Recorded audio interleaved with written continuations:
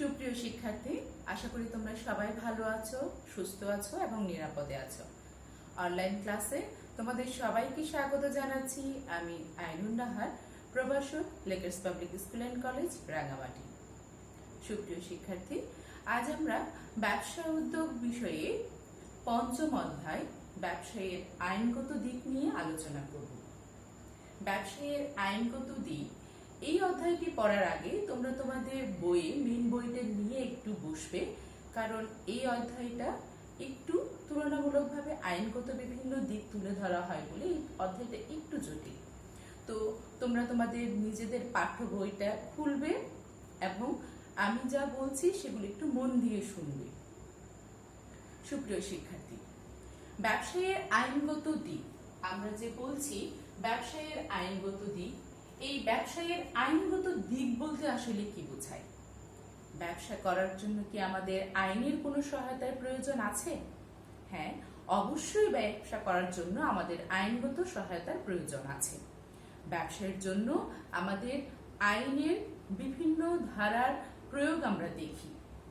তোমরা তোমাদের পাঠ্য বইটা খুললে সেখানে দেখতে পাবে একটা খুব সুন্দর একটা গল্প দিয়ে শুরু করেছে, যে একজন ভদ্রলোক উনি ব্যবসা শুরু করেছিলেন, কিন্তু উনি যে ব্যবসাটা শুরু করেছেন বা যে বিষয়টা নিয়ে উনি ব্যবসা করছিলেন সেটা আরেকজন কেউ চুরি করে, ওনার ব্যবসাটা চুরি করে কম দামে পণ্য বাজারে সরবরাহ করছিল, যার ফলে ওনার ব্যবসার অনেক ক্ষতি হয়ে গিয়েছিল।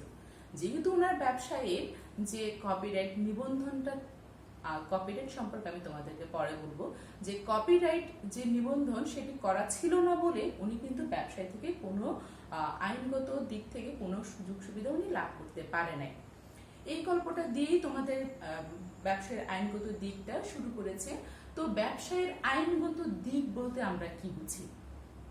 ব্যবসা বাণিজ্য করার জন্য ব্যবসা বাণিজ্য বা এটাকে কি বলছে, বাণিজ্য, শিল্প, ব্যবসার উন্নয়ন বা আন্তর্জাতিক বাণিজ্য, এই সকল বিষয়গুলো সুসম্পন্ন করার জন্য আইনের দিক থেকে যে সহায়তাগুলো আমরা পাই তাকেই আমরা বলছি ব্যবসায়ের আইনগত দিক। অর্থাৎ ব্যবসা করার জন্য আমরা কি কি ধরনের আইনগত দিকটা ফলো করছি সেটাকেই বলছে ব্যবসায়ের আইনগত দিক। চলো আমরা তোমাদের পাঠ্য বইতে একটু দেখি।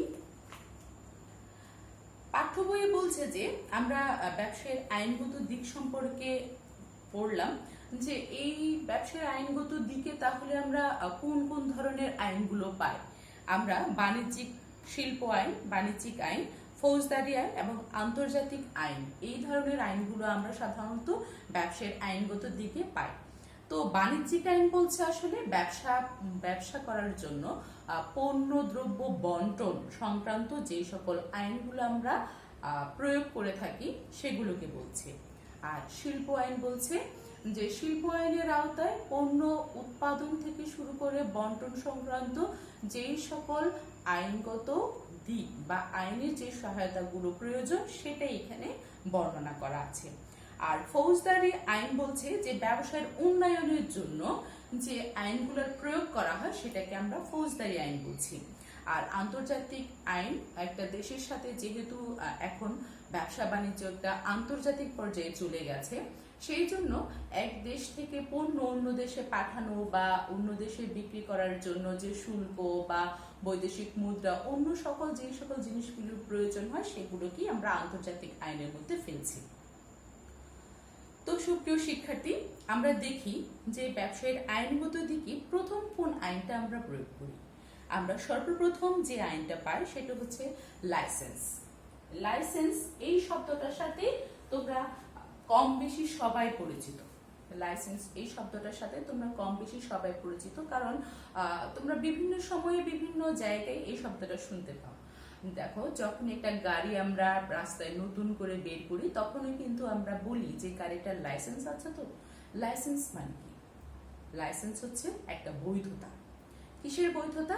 আমি যে ব্যবসাটা করব সেই ব্যবসায়ের বৈধতা, তাকে আমরা বলছি লাইসেন্স। দেখি আমরা ব্যবসায়ের বৈধতা বা ব্যবসায়ের মধ্যে লাইসেন্স বলতে আমরা কাকে বুঝি।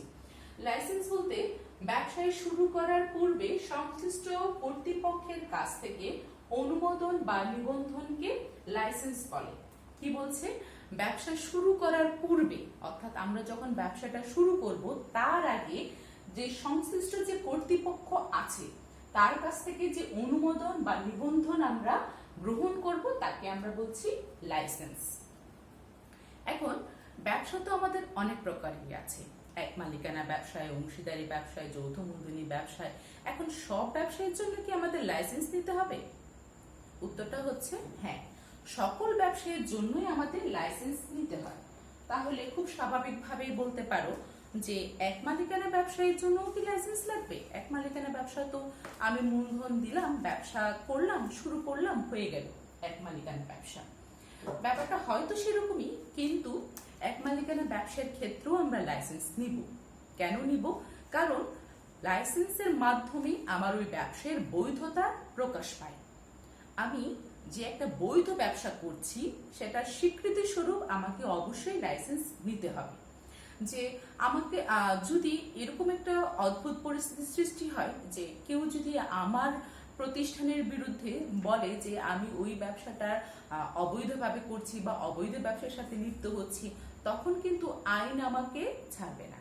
তো আইন থেকে রক্ষা পাওয়ার জন্য বা আমি যে সত্যিকার অর্থে সঠিক পথে ব্যবসায়ে সুসম্পন্ন করছি সেইটার বৈধতার জন্যই আমাকে লাইসেন্সটা নিতে হবে। তো এক মালিকানা ব্যবসার ক্ষেত্রে আমরা লাইসেন্স কার থেকে নিব? আমরা বলছি যে এক মালিকানা ব্যবসায়ের ক্ষেত্রে যদি পৌর এলাকার ভিতরে হয় তবে পৌর কর্তৃপক্ষের, এবং পৌর এলাকার বাহিরে হলে সংশ্লিষ্ট জেলা প্রশাসকের কাছ থেকে ট্রেড লাইসেন্স সংগ্রহ করতে হয়। কি বললাম? যে যদি ব্যবসাটা পৌর এলাকার ভিতরে হয়, পৌর এলাকা তো বুঝতে পারছো আমাদের দেশের পুরো বাংলাদেশটা কিন্তু পৌর এলাকার মধ্যে না। যে যে এলাকাগুলো পৌর এলাকার মধ্যে সেই এলাকাটা কি করতে হবে? সেই এলাকা থেকে পৌর এলাকার যে কর্তৃপক্ষ আছে তার কাছ থেকে সেই লাইসেন্সটা নিতে হবে। আর যদি পৌর এলাকার ভিতরে না হয় তাহলে সেই ক্ষেত্রে জেলা প্রশাসক, আমি যেই জেলায় বসবাস করছি সেই জেলা প্রশাসকের কাছ থেকে আমাকে কি করতে হবে? ট্রেড লাইসেন্সটা সংগ্রহ করতে হবে। তাহলে এক মালিকানা ব্যবসা গেল। অংশীদারি ব্যবসার ক্ষেত্রে আমরা কোথায় লাইসেন্স পাবো বা নিবন্ধন করব?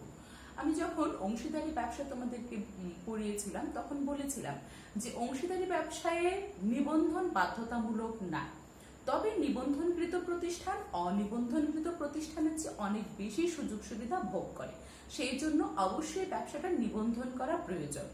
তো অংশীদারি ব্যবসায় নিবন্ধন আমরা করব নিবন্ধন অফিসে গিয়ে। অংশীদারি ব্যবসায়ের ক্ষেত্রে নির্দিষ্ট কিছু পরিমাণ ফি জমা দিতে হয় নিবন্ধকের কাছে, এবং নিবন্ধক তখন সেই প্রতিষ্ঠানটার নাম নিবন্ধন তালিকায় তুলে নেয়। তাহলে অংশীদারি ব্যবসায়ও আমরা গেলাম যে অংশীদারি নিবন্ধকের কাছ থেকে আমরা প্রতিষ্ঠানটা নিবন্ধন করব। তাহলে যৌথ মূলধনী কোম্পানি, আমরা তাহলে যৌথ মূলধনী কোম্পানি কোথায় নিবন্ধন করব বা লাইসেন্স করাবো? আমরা বলছি যে যৌথ মূলধনী নিবন্ধন কিন্তু বাধ্যতামূলক, অবশ্যই করতে হবে। যৌথ মূলধনী নিবন্ধন ছাড়া বা লাইসেন্স ছাড়া যৌথ মূলধনী গঠন করা যায় না। এই ক্ষেত্রে যদি জয়েন্ট স্টক কোম্পানি হয় তবে ভূমিকা পালন করে registrar of joint stock company. আর দলিলপত্র প্রণয়ন পরীক্ষা হলে নিবন্ধক তখন নিবন্ধন পত্র ইস্যু করে নেয়, এবং নিবন্ধন পাওয়ার পরপরই কোম্পানি কি করতে পারে? তার কার্য আরম্ভ করতে পারে। পাবলিক লিমিটেড কোম্পানির ক্ষেত্রে ন্যূনতম 2 জন প্রবর্তক এবং প্রাইভেট লিমিটেড কোম্পানির ক্ষেত্রে কমপক্ষে 7 জন প্রবর্তক এই নিবন্ধন করার জন্য আবেদন করতে পারবে। প্রাইভেট লিমিটেড কোম্পানি নিবন্ধন পাওয়ার পরপরই, প্রাইভেট লিমিটেড কোম্পানি যৌথ মূলধনী 2 প্রকার আমরা আগেও পড়েছিলাম যে একটা প্রাইভেট একটা পাবলিক। প্রাইভেট লিমিটেড কোম্পানি যখনই নিবন্ধন পাবে তখনই কিন্তু সে তার কার্য আরম্ভ করতে পারবে, কিন্তু পাবলিক লিমিটেড কোম্পানি সেটা পারবে না। পাবলিক লিমিটেড কোম্পানিকে আবার কি করতে হবে? নতুন করে কার্য আরম্ভের অনুমতিপত্র সংগ্রহ করতে হবে, তারপরে কিন্তু পাবলিক লিমিটেড কোম্পানি তার কার্য আরম্ভ করতে পারবে। তো নিবন্ধন হচ্ছে এমন একটা বিষয় যেটা ব্যবসায়ের বৈধতা প্রকাশ পায়। এই ব্যবসায়ের যে আমার যে ব্যবসাটা পরিচালিত হচ্ছে সেই ব্যবসায়ের বৈধতা প্রকাশ করার জন্যই আমাকে নিবন্ধন সংগ্রহ করতে হবে। সুপ্রিয় শিক্ষার্থী, আমরা এই অধ্যায় থেকে আমরা সর্বপ্রথম নিবন্ধন পড়লাম, ব্যবসায়ের আইনগত দিক থেকে নিবন্ধন পড়লাম। এর পরবর্তীতে আমরা কপিরাইট, তারপর ফ্র্যাঞ্চাইজিং ব্যবসা, বীমা, মেধা সম্পদ এইসব নিয়ে আলোচনা করব। আজকে আমি তোমাদেরকে শুধু লাইসেন্সটা বোঝালাম, পরবর্তী ক্লাসে আমি বাকি বিষয়গুলো নিয়ে আলোচনা করব। সবাই ভালো থাকবে, বাসায় থাকবে, নিরাপদে থাকবে। ধন্যবাদ সবাইকে।